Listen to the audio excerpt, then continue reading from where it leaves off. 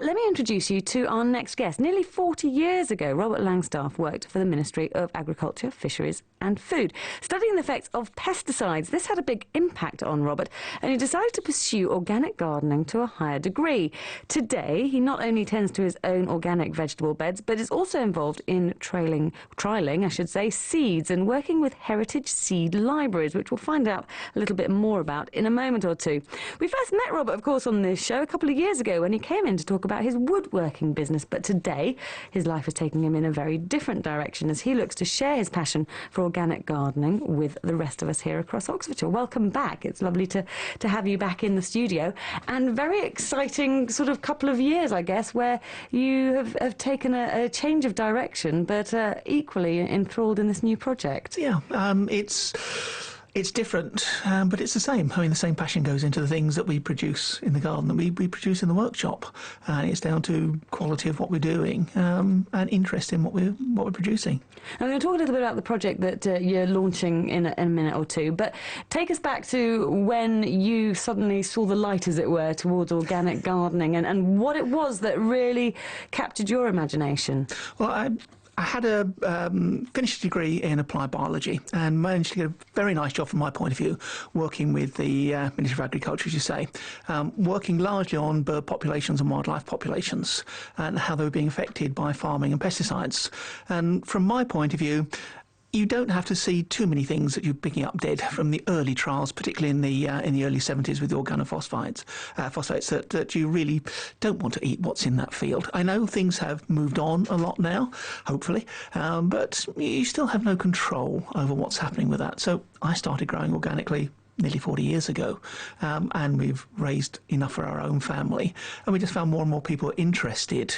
And again, we're between the periods here. This is post-hippie stage, so that lot had gone before we're to where we are now.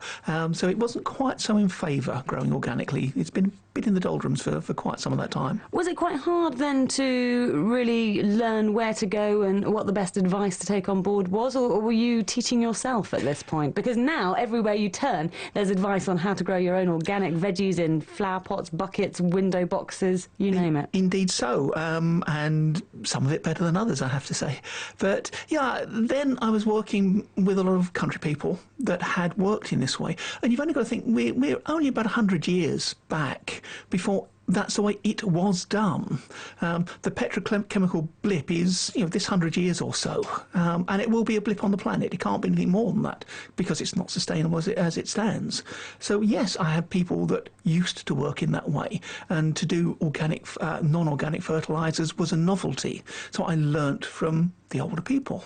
Fortunately, I span a generation that it just works. So when did the idea come about of actually sharing what you had learnt and turning it into a project, the Oxford Garden Project specifically? It goes back quite some time. It's probably 25 years ago we started having school groups around, interesting groups, WIs, whatever, to see what we were doing and how we were growing, because we started with organic no-dig deep beds about 28 years ago. And yeah, the people were interested, so they came around, and say 20 years ago we'd have school parties around that we would give some seeds to. They'd thump them in the ground, jump up and down on them, probably had not a huge amount of chance of succeeding with them, but we would go through the process, and then there'd be always something to pick and something to eat with their picnic, and they'd go off with a bit more information. What are the no-dig deep beds that you talked about there? Well, we are in Longworth, which is on part of the Oxford Green Sand. Very impoverished soil there.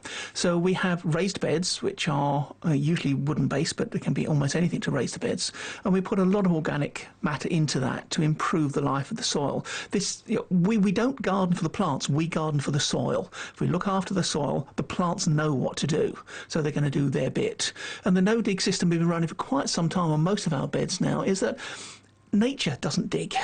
The soil structure sorts itself out by the soil animals, the worms, whatever happens to be around there. Sorting the soil out, the plants do it, and they know what to do.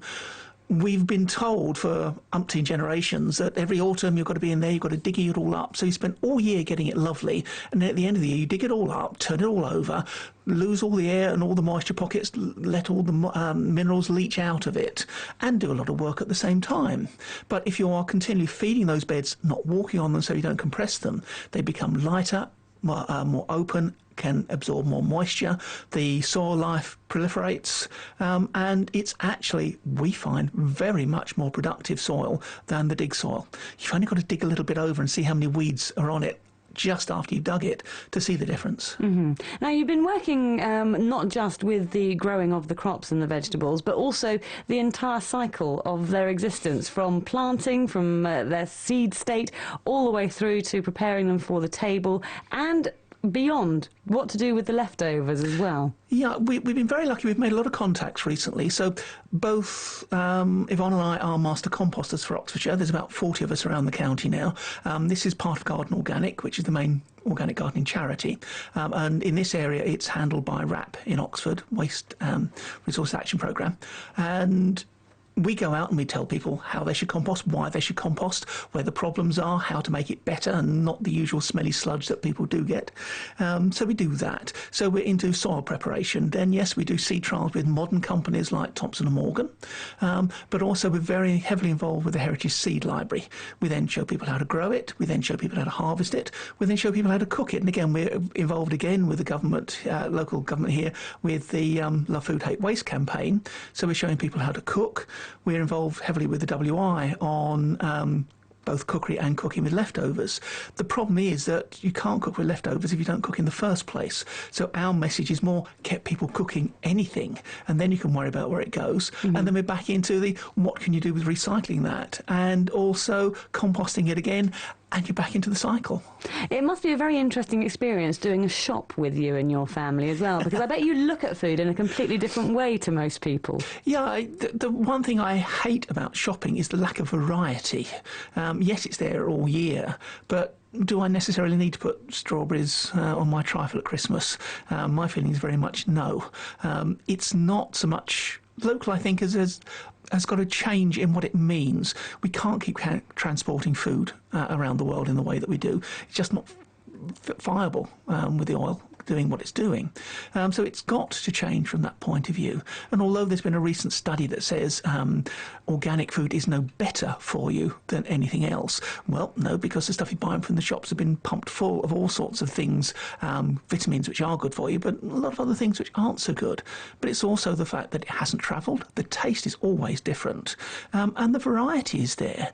You've got a choice of growing 100 different types of tomatoes. You go into your local supermarket and you've got one or two.